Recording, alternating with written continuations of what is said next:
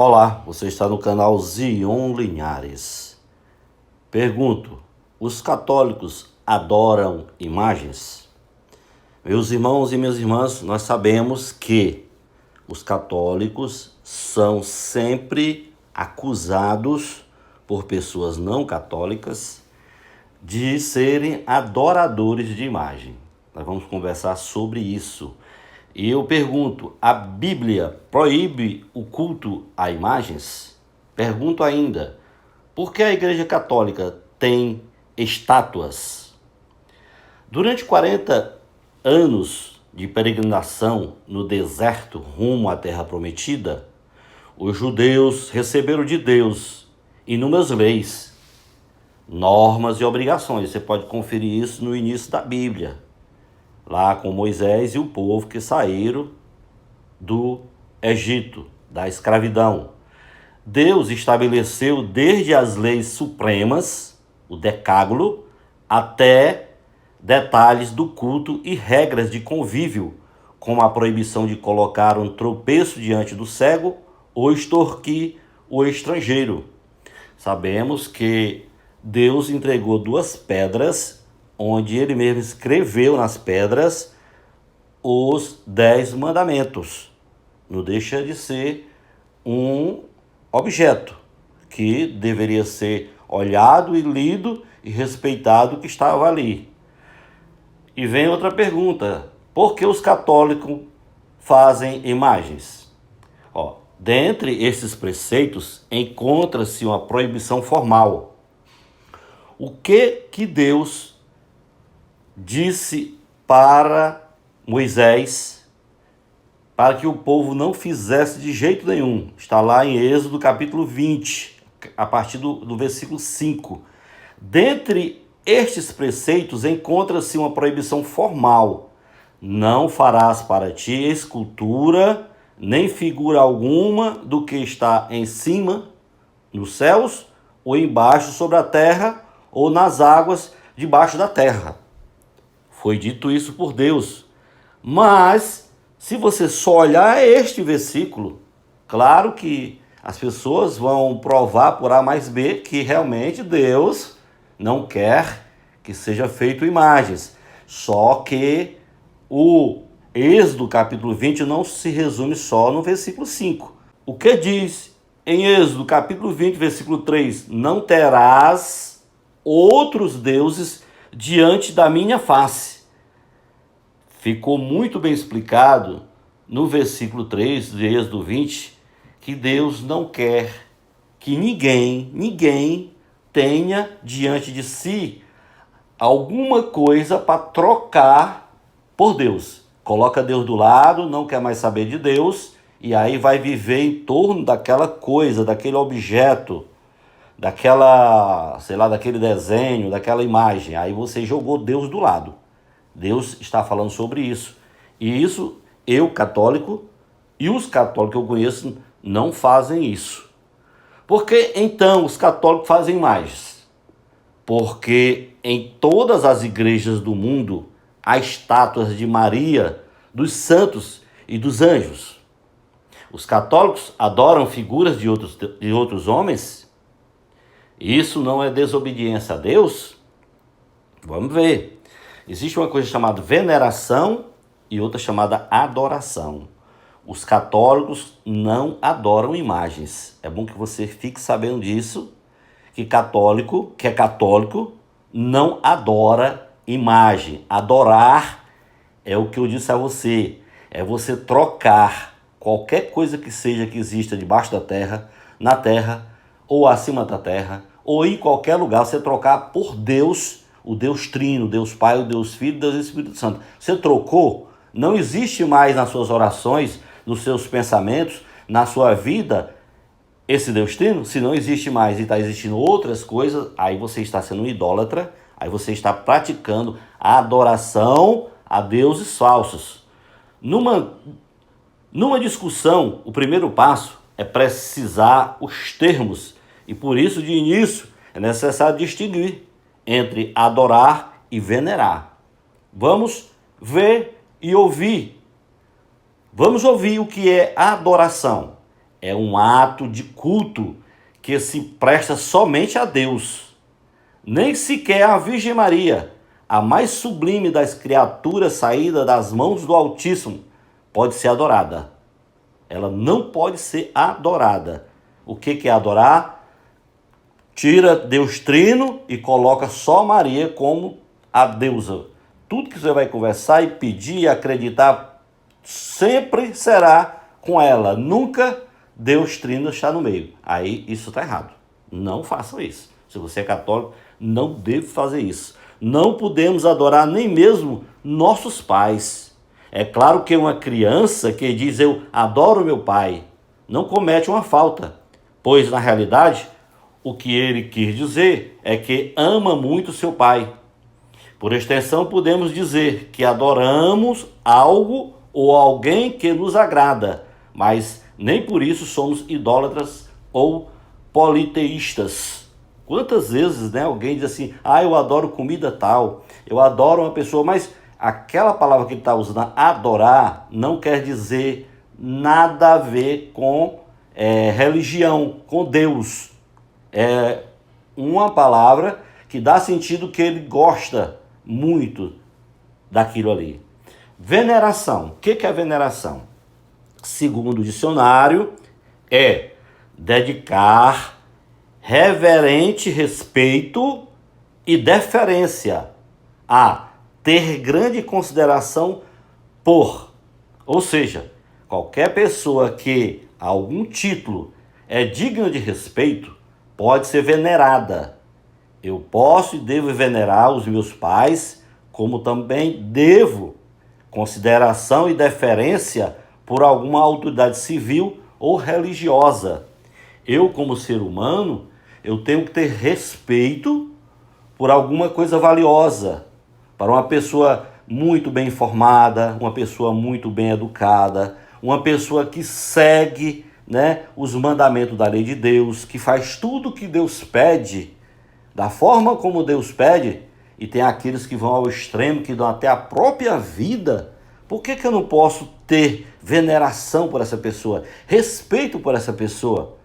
Você lembra que Paulo diz nas suas cartas que sejam meus imitadores.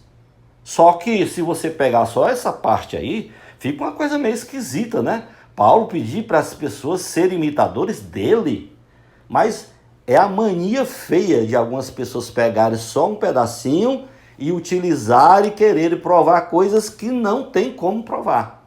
Só que a gente tem que continuar a leitura. Paulo diz, sejam meus imitadores como eu sou de Cristo. Então é como ele pular, seja imitador de Cristo.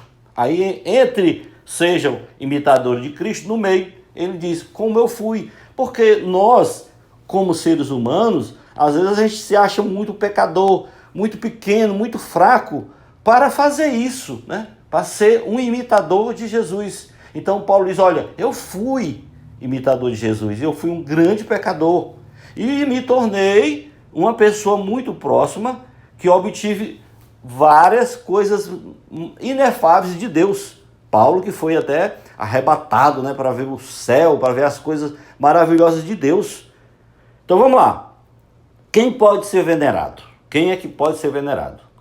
Adorado uma coisa, venerado outra. Os santos, enquanto modelos e exemplos, pessoas que durante a sua vida deram mostras de virtude e boa conduta moral, são dignos de respeito e veneração. Eles podem ser venerados. Meu irmão, eu sou professor, já tive muitos alunos, e dentre todos os alunos, tem aqueles que nem que a gente não queira, mas a gente tem um respeito maior por eles, porque a gente vê o interesse deles em estudar, a gente vê o interesse deles em respeitar a natureza, respeitar os seres humanos, respeitarem a sala de aula. Então a gente tem aquela veneração, aquele olhar maior para aquela pessoa como uma pessoa de bem. Enquanto os outros, a gente já tem um olhar diferente, que a gente gostaria que eles fossem pessoas que tivessem virtude, conduta moral de excelência, para que a gente tivesse essa veneração, esse olhar melhor para essa pessoa. Quando veneramos alguém, gostamos de recordá-los. É por isso que temos conosco fotografia das pessoas que amamos. Quem é neste mundo que não tem fotografia de alguém? E o que é fotografia?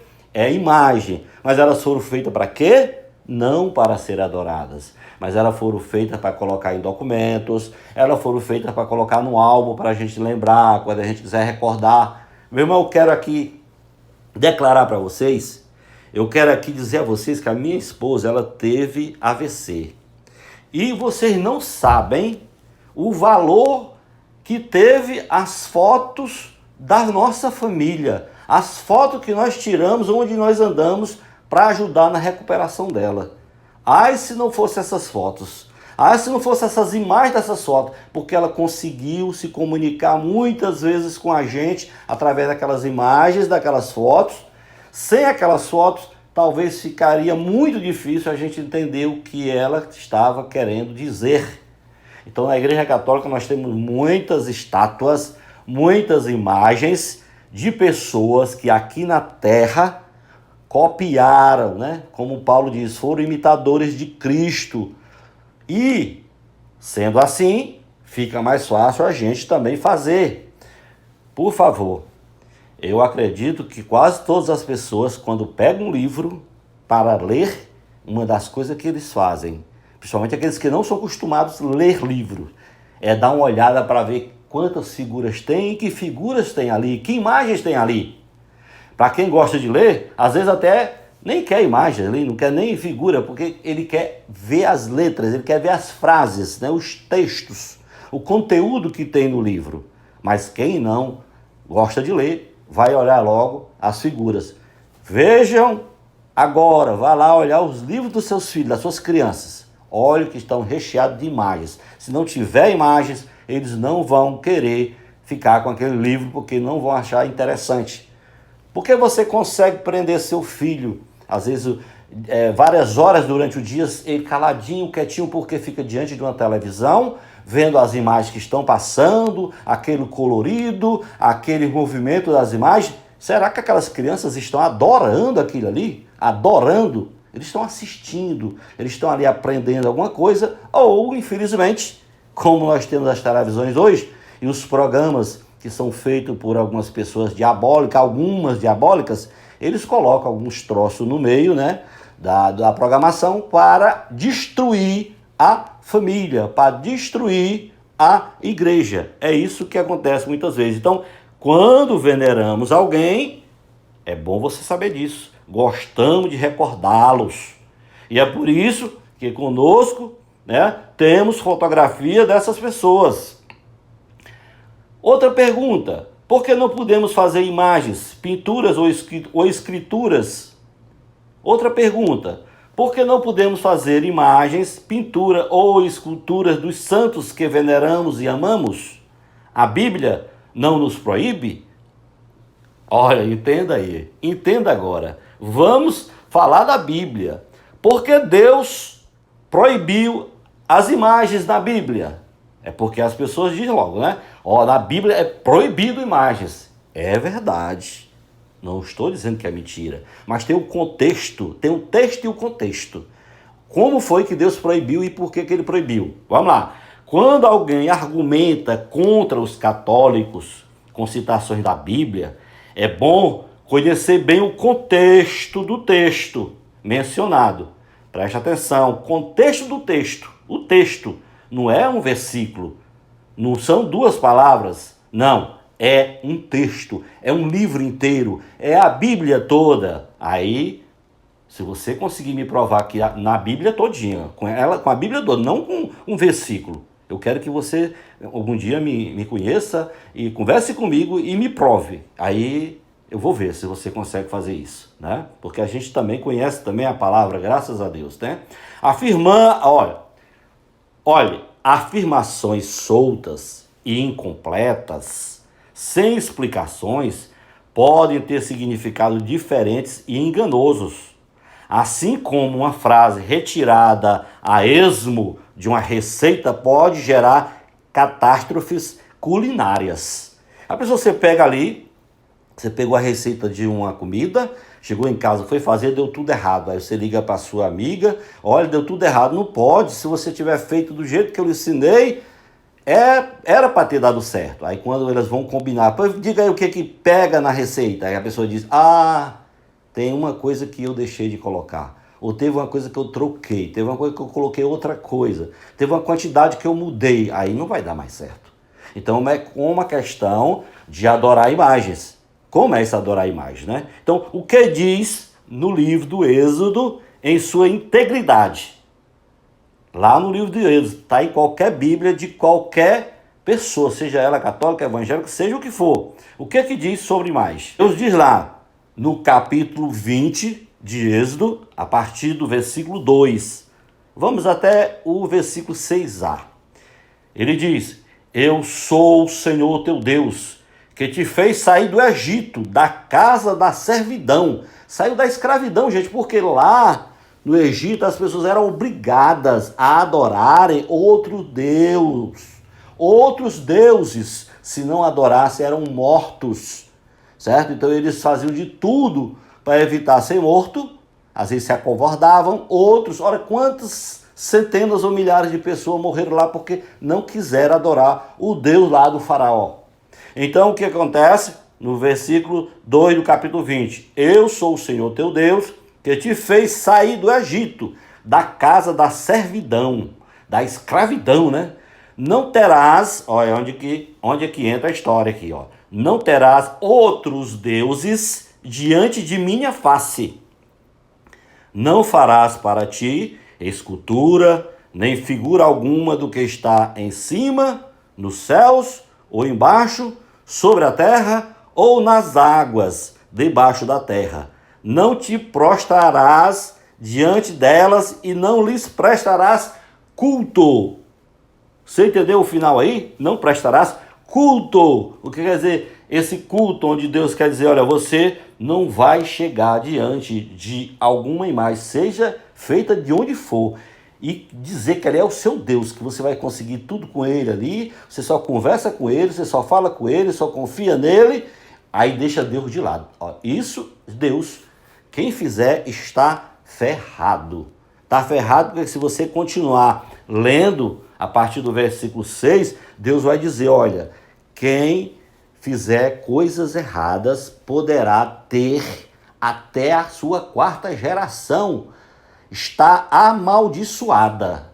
Quem é que vai querer até a sua quarta geração para frente amaldiçoada? Mas ele também diz, mas aquele que me tiver como Deus, que obedeceu os mandamentos, até a 1000ª geração serão abençoados, protegidos por mim e irão morar comigo na eternidade.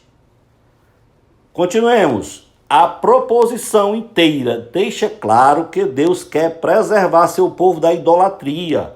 Proibir a fabricação de imagens era um modo de evitar que os judeus caíssem no culto do bezerro de ouro. Aqueles deuses que eram obra de suas mãos. Ora, ficou muito claro, lá foi feito um bezerro de ouro. Moisés não estava presente porque ele tinha ido no monte orar, falar com Deus para saber como conduzir o povo de Deus. E aí, será ele não volta mais não, morreu, vamos fazer um Deus para nós. Quer dizer, pronto, o Deus que Moisés estava pregando, estava falando, eles não quiseram mais. Aí é onde entra a questão que não pode fazer. Deus já tinha dito antes para que isso não acontecesse. E aconteceu sempre, né? Deus mandou fazer diversas esculturas. Você sabia disso? Está na Bíblia, você pode procurar que você vai encontrar. E a gente vai dizer aqui onde você vai encontrar. Ora, o mal condenado por Deus é a idolatria, um mal em si. Fazer imagens, não. Fazer imagem, não. Se não fosse feita imagem, o que era este mundo hoje? Porque temos tanta coisa depois de Jesus, foram feitas tantas coisas, né, que são imagens. Uma coisa que eu posso dizer para vocês, gente, no Evangelho, você lembra naquela vez que os fariseus, né, os anciões da lei, quiseram pegar Jesus e chegaram, Senhor, você é santo, você é isso, você é aquilo. Me diga uma coisa, é permitido pagar imposto a César? Vocês lembram que eles fizeram essa pergunta? Mas eles queriam pegar Jesus numa contradição. para ali mesmo talvez matarem Jesus. E Jesus disse, olha, vocês têm uma moeda aí? Me dê uma moeda. Quando Jesus pegou a moeda, ele perguntou, quem é que está nessa moeda? Quer dizer, de quem é essa imagem? De quem é essa figura? De quem é essa estátua? Disseram, é de César. E o que Jesus disse? Pois dê César o que é de César e dê a Deus o que é de Deus. Então é isso que o nosso Deus maravilhoso quer que a gente faça. Vamos dar o que é de Deus. O que é de Deus? Nós somos de Deus. Porque nós fomos criados à sua imagem e à sua semelhança. Então vamos dar nosso coração para Deus, vamos dar nossos pensamentos para Deus, vamos dar nossos pecados para Deus, vamos dar nossas alegrias para Deus, vamos dar nossa saúde para Deus, a nossa tristeza para Deus, nossos inimigos para Deus. Deus. Era uma chance ali que Jesus teve para falar mal de imagem. E Jesus passou os 3 anos pregando o evangelho sem falar nessa questão de imagem, porque é algo ultrapassado. É algo ultrapassado. Jesus já sabia que ali todos sabiam que existia o Deus verdadeiro, a Trindade Santa, e existiam os falsos deuses. Ele já sabia disso. Mas tem gente hoje que quer confundir a coisa, quer botar sal demais na panela, né? A lei judaica positiva, ou seja, aquelas regras de conduta que legislam sobre atos que não são intrinsecamente bons ou maus, foi abrogada pelo Evangelho, como eu acabei de explicar para vocês, como explica São Paulo, lá na carta dos Romanos, capítulo 8, versículo 1 a 2, Gálatas, capítulo 3, versículo 23 a 25, onde diz, e é por isso que os cristãos podem, sem receio, venerar imagens. Confira Romanos 8, capítulo 8, versículo 1 ao 2, Gálatas, capítulo 3, versículo 23 e 25. Aliás, se o fato de esculpir uma estátua é errado em si, por que Deus mandou fazer uma serpente de bronze? Você lembra lá no deserto? Deus mandou, Moisés perguntou e Deus faz uma serpente de bronze. Ou então, por que ele mandou fazer 2 serafins para colocar em cima da Arca da Aliança? A Arca da Aliança, vamos chamar um baú grande, né? Que Deus me perdoe pela expressão, baú, onde estava, né, algo sagrado de Deus. Ele mandou fazer 2 anjos serafins e foi esculpido, e foi colocado em cima da arca. Mas foi Deus que mandou fazer, mas não mandou para ninguém adorar ali aqueles anjozinhos, né, os serafins, né? Então, por que o templo era ornado com diversas esculturas? Olha, sabemos que o rei Davi ia fazer um templo para Deus. Deus não aceitou, porque o rei Davi tinha sido muito sanguinário, mas aceitou de Salomão. E se você for ver todo como foi feito, você vai ler que lá existe várias palavras, frases, textos que pedem para colocarem figuras até de bois, né? Figura de um anjo no canto, para o outro, dois anjos, né? Que as asas se encontrassem uma com a outra. Você pode encontrar, confira, lá no livro de Números, capítulo 21, versículo 9. Lá em Êxodo, capítulo 25, versículo 13. Lá no livro de Ezequiel, capítulo 1, versículo 5. Também no 10 e no 20. Você pode procurar no primeiro livro de Reis, capítulo 6, versículo 18. E no capítulo 7, versículo 36. E também em Números, capítulo 8, versículo 4. A arte a serviço de religião. Portanto, não é errado fazer imagens religiosas. E não pecam aqueles que as veneram. Os católicos que rezam aos santos sabem que caminham numa estrada segura rumo aos céus, porque eles já nos abriram uma trilha. Basta seguirmos seus passos. Cabe à arte se colocar a serviço da religião, para que desta feliz união nasçam novas obras-primas de cultura e civilização. Eu tive uma fonte aqui de um escritor chamado Paulo da Cruz, As Escrituras Sagradas. Então fique com nosso Senhor Jesus Cristo. Em nome do Pai, do Filho e do Espírito Santo. Amém.